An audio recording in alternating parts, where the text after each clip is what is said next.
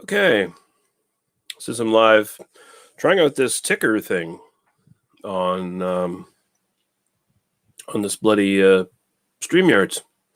Never tried it before. Actually, looks like it's going to come in handy, so we'll use that going forward. Anyway, welcome to another High Tide Imbibe, and we are doing another beer review. And oh boy, it's one of these Haysbro beers. It's from Big Spruce here in Nova Scotia, in Cape Breton to be exact. And this is their Hotel Alpha Zulu Echo. And we got Vaughn in the chat. How you doing, sir? Check out his podcast, Motion Picture Massacre, if you like good movie talk.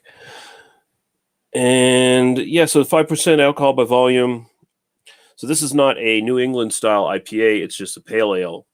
So it's a little bit lower in alcohol. I assume the IBUs are a bit lower, the bitterness overall. Water, organic barley, organic wheat, organic oats, hops, yeast. Big Spruce is big with the organic thing. It's one of their sort of calling cards.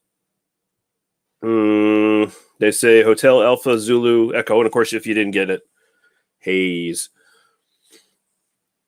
Vaughn says, I'm a gentleman. Don't insult me, Vaughn. Come on now. I thought we were over that. We got Joe, the Beer Patrol, in here. How you doing, brother? Check out his channel for good beer reviews. So Hotel Alpha Zulu Echo is a perfect beer for hop heads and shortwave radio operators, enthusiasts alike. Okay. I don't need tasting notes. They claim will be transmitted to a tropical island paradise at 9.5 megahertz.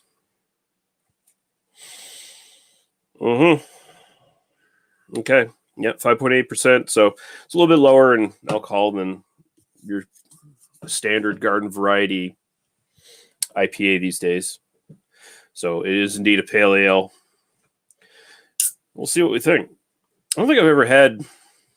Have I had a pale ale yet that's sort of gone the New England style? I don't believe I have. I think they've all been IPAs, as far as I can recall. So it'll be interesting to see if there's any remarkable difference. And Joe says, good beer reviews. You already drunkly. No, this is my first beer of the evening. Had a bunch of chores to do today. So finally getting around to drinking. Yeah, that poured quite the head. It's definitely paler than what you would consider your standard IPA. So yeah, it's more in the pale ale range, but even then it looks like a fucking light lager actually in its color. It looks darker on the screen here, of course, just a little bit. Cameras they tend to show up darker when you're watching it on the screen. So it kind of looks more orangey there, and it's really a pale golden straw color. Almost kind of looks like Corona or something like that, honestly. And we got Lee Hardy in the chat saying, being responsible. Yes, indeed, ma'am. That's what I always do. You know that very well. And we got Ashley Sexytron in here as well saying, cheers, Lee. Cheers, Ashley. Hope you're having a good night. And yeah, so there you go. It looks fine. Looks like beer. Let's go to the aroma.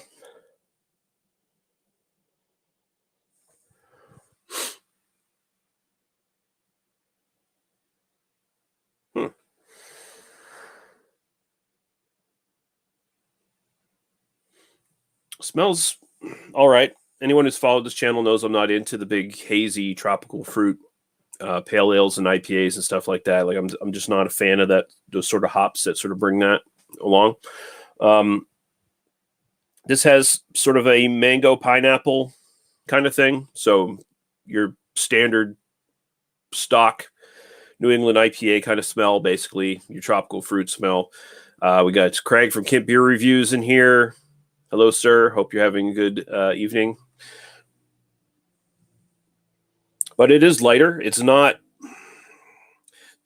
when you tend to have like the New England IPAs, they tend to be much more perfumey and like like you're smelling fresh juice, or you're smelling like fresh flowers, fresh fruit, something along those lines. Like they're very perfumey. This is not perfumey. Like the notes are big, but they're a little bit more balanced out. They're not like just totally just being dominant all of your nose, punching your nose around kind of thing. Doesn't feel like you've walked down like your like cleaner aisle in the in a grocery store or whatever, right? And you walk past like the fabric softener sheets and stuff like that just like stink like a motherfucker, or you walk past some sort of cleaning product that is so strong you can smell it even when it's in the bottle or whatever, kind of thing. So it's very mild, mango, pineapple, nondescript citric thingies in there, a little bit of caramel. It's fine. So cheers. We'll go to the taste.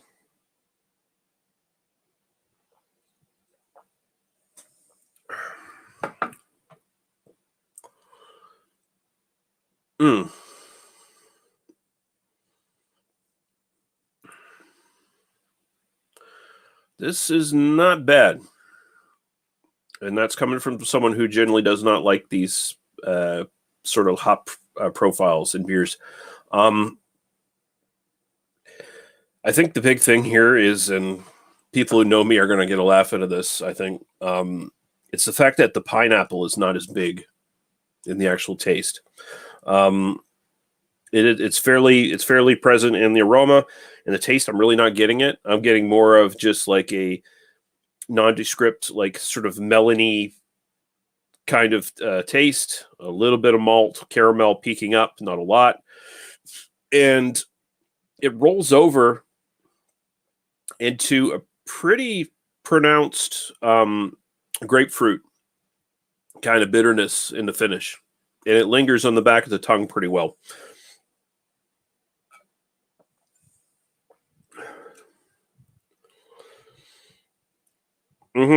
Good bitterness. Like, it's funny they call this a pale ale, New England style pale ale, but really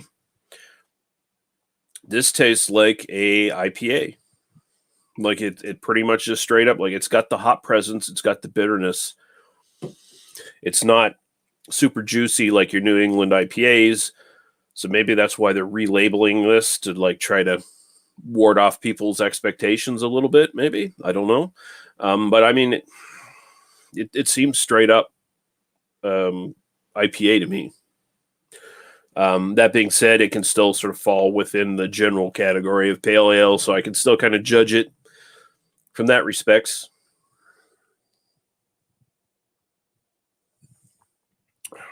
From those respects, or from that respect. I learned to talk well. This is fine. Very drinkable, very light in body. Definitely a little bit lighter than maybe an IPA would tend to be. You tend to have maybe more of like an upper light body to medium kind of mouthfeel, whereas this is pretty light, pretty watery. Oh, and the finish is really coming up now. That sort of grapefruit finish. Pretty good. Good drying finish. So New England Pale Ale, like I said earlier in the review, I think this is the first time I've had that variation of this sort of thing, or that moniker put on this beer style, I guess is the best way to put it. The New England moniker.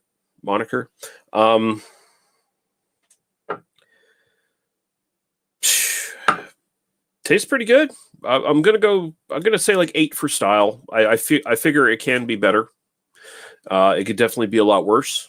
And hopefully if I get more of these under my belt, I can get a better gauge, and then maybe I'll go back and reassess. But yeah, I'll throw an 8 there. And as my own personal enjoyment, like I said, it's actually more akin to an IPA, and not even necessarily New England IPA, or what most people think of a New England IPA these days kind of thing. It's more akin to like an IPA. I keep running into these too these days. I'll run into something that like they'll call it their pale ale, but it tastes like a fucking IPA from 20 years ago. The bitterness will be the same, and sometimes it's a really good pronounced bitterness, like in this. So it's amazing how these things have changed over the years. The perception, the definition of what pale ale is compared to an IPA these days has definitely changed over the last 20 years. I've been rambling. I'm going to go 7 for my personal enjoyment. I like it. It's actually pretty good. I'd probably actually drink this one again. Whereas opposed to most of these sort of hazy, juicy, tropical thingies, I'm one and done usually, even if it's a really good, version of the style or whatever. But yeah, so go 8. We'll go 7. So 8 for style, 7 for preference. It's very well made beers. Big Spruce generally doesn't fuck around. They generally get it nailed down. They usually make something pretty good no matter what it is. So there we go. Hats off to them. Hotel Alpha Zulu Echo. Right there. And thanks for everyone watching. Holy shit, I had a bunch of people watching here. A lot more than usual. I hope you guys all have a good night. And I will see you guys later. Bye-bye.